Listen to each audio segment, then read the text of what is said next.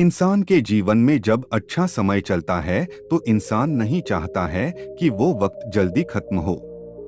वहीं बुरा वक्त आते ही इंसान को लगने लगता है कि ये वक्त कब खत्म होगा। लेकिन ये सच्चाई है कि जीवन में अगर अच्छा समय आया है तो बुरा समय भी जरूर आएगा। मगर अक्सर बुरे समय में इंसान अपनी सोचने समझने की शक्ति खो देता है और मान लेता है उसके जीवन में अब कुछ अच्छा नहीं होगा। मगर क्या ये सोचना ठीक होता है? आइए जानते हैं बुरे समय से निकलने के तरीके। एक, भयभीत न हो या डरे नहीं।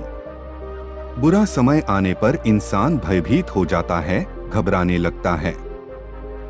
इसलिए घबराएं नहीं बल्कि शांत और स्थिर मन से उस समस्या की वजह ढूंढें और फिर उसका समाधान ढूंढने की कोशिश करें, क्योंकि समस्या का कारण जाने बिना आप समाधान नहीं ढूंढ सकते हैं। 2, अपना आत्मविश्वास न खोए।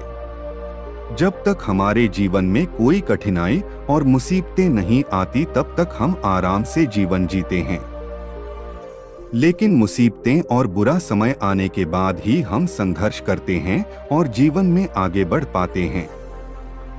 इसलिए संयम और आत्मविश्वास से काम लें। 3, प्रतिक्रिया पर ध्यान दें।